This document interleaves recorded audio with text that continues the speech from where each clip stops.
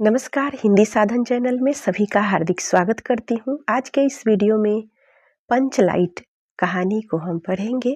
कहानी के लेखक हैं फणीश्वर नाथ रेणु। आइए शुरू करते हैं। पिछले 15 महीने से दंड जुर्माना के पैसा जमा करके महतो टोली के पंचों ने पेट्रोमैक्स खरीदा है। इस बार रामनवमी के मेले में गांव में सब मिलकर 8 पंचायतें हैं। हर एक जाति की अलग अलग सभा चट्टी है। सभी पंचायतों में दरी, जाजिम, सतरंजी और पेट्रोमैक्स है। पेट्रोमैक्स जिसे गांव वाले पंचलाइट कहते हैं। पंचलाइट खरीदने के बाद पंचों ने मेले में ही तय किया कि 10 रुपए जो बच गए हैं इनसे पूजा की सामग्री खरीद ली जाए। बिना नेम टेम के कल कब्जे वाली चीज का पुण्य नहीं करना चाहिए। अंग्रेज बहादुर के राज में भी पुल बनवाने से पहले बलि दी जाती थी। मेले से सभी पंच दिन धारे ही गांव लौटे। सबसे आगे पंचायत का छड़ीदार पंचलाइट का डिब्बा माथे पर लेकर और उसके पीछे सरदार, दीवान और पंच वगैरह। गांव के बाहर ही ब्राह्मण टोली के फुटंकी झा ने टोक दिया, कितने में लालटेन खरीदा हुआ महतो? देखते नहीं, लालटेन है। ब्राह्मण टोली के लोग ही बात करते हैं, अपने घर की डिबरी को बिजली बत्ती कहेंगे और दूसरे के पंचलाइट को लालटेन। टोले भर के लोग जमा हो गए। औरत, मर्द, बुढ़े, बच्चे सभी कामकाज छोड़कर दौड़ आए। चल रे चल, अपना पंचलाइट आया। पंचलाइट? छड़ीदार अगनू महतो रह रह कर लोगों को चेतावनी देने लगा कि हाँ, दूर से, जरा दूर से, छूना मत, ठेस न लगे। सरदार ने अपनी स्त्री से कहा, सांझ की पूजा होगी, जल्दी से नहा धोआ कर चौका पीढ़ी लगाओ। टोली की कीर्तन मंडली के मुलगैन ने अपनी भगतिया बच्चों को समझा कर कहा कि देखो, आज पंचलाइट की रोशनी में कीर्तन होगा। बेताले लोगों से पहले ही कह देता हूँ कि आज याद रखिए, धरने में ढेर बेर हुआ तो दूसरे दिन से एकदम बाइकाट। औरतों की मंडली ने गुलरी काकी गोसाई का गीत गुनगुनाने लगी। छोटे छोटे बच्चों ने उत्साह के मारे बेवजह शोरगुल मचाना शुरू किया।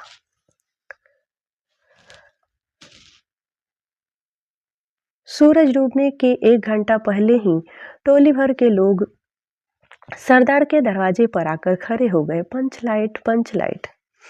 पंचलाइट के सिवा और कोई गप नहीं, कोई दूसरी बात नहीं। सरदार ने गुरगुरी पीते हुए कहा। दुकानदार ने पहले सुनाया कि पूरे 5 कौड़ी रुपया का है। मैंने कहा कि दुकानदार साहब, यह मत समझिए कि हम लोग एकदम देहाती हैं।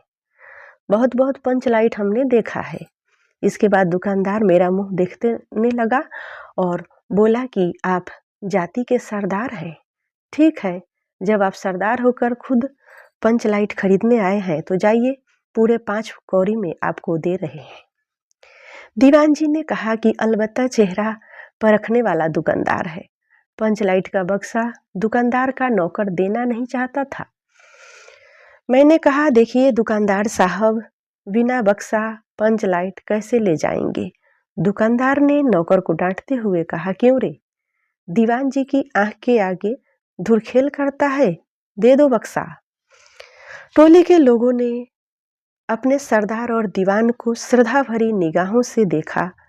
छड़ीदार ने औरतों की मंडली में सुनाया कि रास्ते में शन शन बोलता था पंचलाइट, लेकिन ऐन मौके पर लग गया।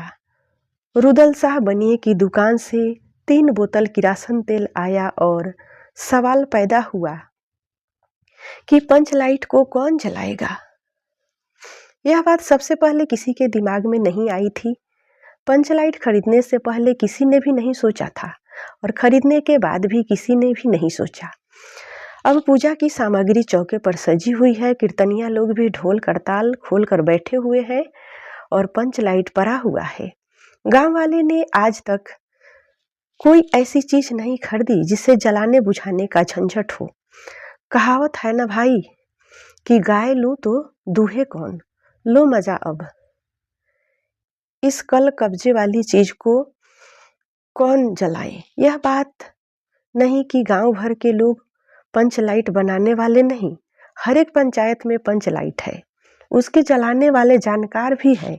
लेकिन सवाल यह है कि पहली बार नेम टेम करके शुभ लाभ करके दूसरे पंचायत की आदमी की मदद से पंच लाइट जलेगा। इससे तो अच्छा है कि पंच लाइट पड़ा ही रहे। जिंदगी भर ताना कौन सहे। बात बात में दूसरे टोली के लोग कूट करेंगे कि तुम लोगों का पंच लाइट पहली बार दूसरे के हाथ से जला। पंचायत की इज्जत का सवाल है, दूसरे टोली के लोग से मत कहिए। चारों ओर उदासी छा गई और अंधेरा बढ़ने लगा।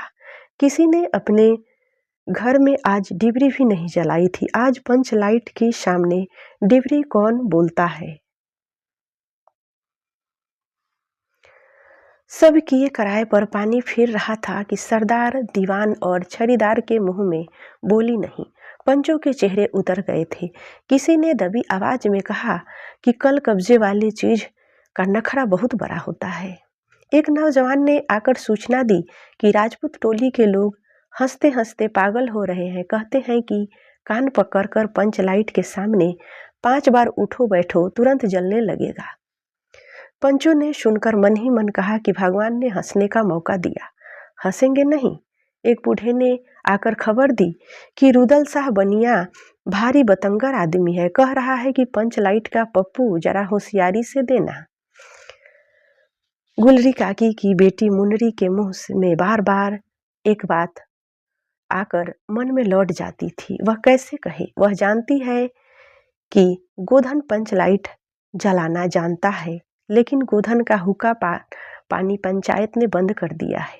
मुनरी की माँ ने पंचायत से फरियाद की थी कि गोधन रोज उसकी बेटी को देखकर सलम सलम वाला सलीम का गीत गाता है। हम तुमसे मोहब्बत करके सनम। पंचों में निगाह पर गोधन बहुत दिनों से चढ़ा हुआ था। दूसरे गांव से आकर बसा है गोधन और अब तक टोले के पंचों को पान सुपारी खाने के लिए भी कुछ नहीं दिया। परवाह ही नहीं करता है। बस पंचों को मौका मिला 10 रुपया जुर्माना न देने से हुक्का पानी बंद। आज तक गोधन पंचायत से बाहर है। उसे कैसे कहा जाए, मुनरी उसका नाम कैसे ले। और उधर जाति का पानी उतर रहा है। मुनरी ने चालाकी से अपनी सहेली के कान में बात कह डाली। कनेली गोधन। कनेली मुस्कुरा कर रह गई। गोधन तो बंद है। मुनरी बोली, तू कह तो सरदार से। गोधन जानता है पंच लाइट जलाना। कनेली बोली, कौन? गोधन जानता है जलाना। लेकिन सरदार ने दीवान की ओर देखा और दीवान ने पंचों की ओर। पंचों ने एकदम एकमत होकर हुक्का पानी बंद किया है और सलीमा का गीत गाकर आंख का इशारा मारने वाले गोधन से गांव भर के लोग नाराज थे। सरदार ने कहा, जाति की बंदिश क्या, जबकि जाति की इज्जत ही पानी में बही जा रही है। क्यों जी दीवान? दीवान ने कहा, ठीक है। पंचों ने भी एक स्वर में कहा कि ठीक है, गोधन को खोल दिया जाए। सरदार ने छड़ीदार को भेजा। छड़ीदार वापस आकर बोला, गोधन आने को राजी नहीं हो रहा है। कहता है कि पंचों की क्या पड़ती है, कोई कल कब्जा बिगड़ गया तो मुझे ही दंड जुर्माना भरना पड़ेगा। छड़ीदार ने रोनी सूरत बनाकर कहा कि किसी तरह गोधन को राजी करवाइए, नहीं तो कल से गांव में मुंह दिखाना मुश्किल हो जाएगा। गुलरी काकी बोली, जरा मैं देखूं करके गुलरी काकी उठकर गोधन के झोपड़े की ओर गई और गोधन को मना कर लाई। सभी के चेहरे पर नई आशा की रोशनी चमकी। गोधन चुपचाप पंच लाइट में तेल भरने लगा। सरदार की स्त्री ने पूजा की सामग्री के पास चक्कर काटती हुई बिल्ली को भगाया। कीर्तन मंडली का मूलगन मूर्छल की बातों को संवारने लगा। गोधन ने पूछा, स्पिरिट कहाँ है? बिना स्पिरिट के कैसे जलेगा? लो मजा अब। यह दूसरा बखेरा खड़ा हुआ। सभी ने मन ही मन सरदार, दीवान और पंचों की बुद्धि पर अविश्वास प्रकट किया। बिना बुझे समझे काम करते हैं ये लोग। उपस्थित जन समूह में फिर मायूसी छा गई, लेकिन गोधन बड़ा होशियार लड़का है। बिना स्पिरिट के ही पंच लाइट जलाएगा। थोड़ा गरी का तेल ला दो। मुनरी दौड़ कर गई और एक मलसी गरी का तेल लेकर आई। गोधन पंच लाइट में पंप देने लगा। पंच लाइट की रोशनी थैली में धीरे धीरे रोशनी आने लगी। गोधन कभी मुंह से फूंकता, कभी पंच लाइट को चाबी घुमाता। थोड़ी देर के बाद पंच लाइट से सनसनाहट की आवाज निकलने लगी और रोशनी बढ़ने लगी। लोगों के दिल का मैल दूर हो गया और गोधन बड़ा काबिल लड़का है, ऐसा लोग कहने लगे। अंत में पंच लाइट की रोशनी में सारी टोली जगमगा उठी और कीर्तनिया लोगों ने एक स्वर में महावीर स्वामी की जय ध्वनि के साथ कीर्तन शुरू कर दिए। पंच लाइट की रोशनी में सभी के मुस्कुराते हुए चेहरे स्पष्ट हो आए। गोधन ने सबका दिल जीत लिया। मुनरी ने हसरत भरी निगाह से गोधन की ओर देखा। आंखें चार हुई और आंखों ही आंखों में बातें हुई। कहा, सुना, माफ करना, मेरा क्या कसूर। सरदार ने गोधन को बहुत प्यार से पास बुलाकर कहा, तुमने जाति की इज्जत रखी, तुम्हारा 7 खून माफ। खूब गाओ सलीमा का गाना। गुलरी काकी बोली, आज रात में मेरे घर में खाना गोधन। गोधन ने एक बार फिर मुनरी की ओर देखा। मुनरी की पलकें झुक गई। कीर्तनिया लोगों ने एक कीर्तन समाप्त कर जय ध्वनि की। जय हो, जय हो। पंच लाइट के प्रकाश में पेड़ पौधों का पत्ता पत्ता पुलकित हो रहा था। अब कहानी के सारांश के बारे में एक बार जानेंगे कि यह कहानी फणीश्वर नाथ रेणु के द्वारा लिखी गई कहानी है और कहानी बिहार के महतो टोली नामक एक छोटे से गांव की है। यहाँ के लोग अशिक्षित हैं और बिजली की रोशनी के अभाव में यहाँ के लोग जी रहे हैं। पंच लाइट रामनवमी के मेले में गांव वाले मिलकर खरीदते हैं, जिसका नाम है पेट्रोमैक्स, जिसको गांव के लोग या कहते हैं कि महतो टोली के लोग इसको पंच लाइट कहते हैं। पंच लाइट जलाने में समस्या होती है, यह भी ये कहानी में दर्शाया गया है। सभी उत्साहित है लेकिन कोई भी पंच लाइट जलाना नहीं जानता है। गांव के पंचों की बुद्धि पर और लोग मन ही मन हंस रहे हैं। इस प्रकार से गोधन का भी नाम आया है। गोधन पंच लाइट जलाने से बहिष्कार कर रहा है, मना कर रहा है। गांव में गोधन नाम का एक युवक है जो कि मुनरी नामक लड़की से प्रेम करता है। मुनरी की माँ गुलरी काकी की शिकायत पर पंचों ने गोधन का हुक्का पानी बंद कर दिया है, क्योंकि वह मुनरी को देखकर सिनेमा के गीत गाता है। मुनरी की इसमें चतुराई दिखाई गई है कि मुनरी जानती है कि गोधन पंच लाइट जलाना जानता है, तो स्वयं न कहकर अपनी सहेली के माध्यम से गोधन का नाम लेती है। गोधन की वापसी होती है इस कहानी में और पंच लाइट का जलना होता है कि पंचों ने गोधन को वापस बुलाया और उनको माफ कर दिया और गोधन ने पंच लाइट अंत में जलाया। खुशहाली का माहौल गांव में दिखाया गया है।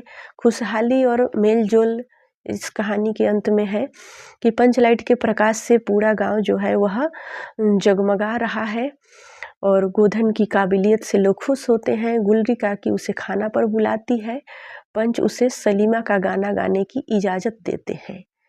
इस कहानी में प्रेम का पनपना भी दिखाया गया है। पंच लाइट की रोशनी में गोधन और मुनरी की आंखें मिलती है और उनके प्रेम की स्वीकृति मिल जाती है। कहानी के अगर मुख्य बिंदु पर बात करें तो यह कहानी प्रतीकात्मक है। पंच लाइट गाँव के लिए उम्मीद और रोशनी का प्रतीक है जो उनकी अशिक्षा और अंधविश्वास को दूर करती है।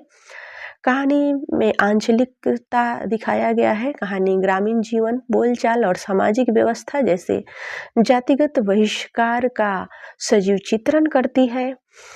कहानी के उद्देश्य है कि लेखक ने ग्राम सुधार, अंधविश्वास दूर करने और मानवीय भावनाओं की जीत को इस कहानी में दिखाया है। तो इस प्रकार से यह कहानी यहीं पर समाप्त होती है। कहानी आपको कैसी लगी आप अपने कमेंट के माध्यम से हमें ज़रूर बताइएगा। मिलते हैं अगले वीडियो में। वीडियो देखने के लिए सभी को बहुत बहुत धन्यवाद।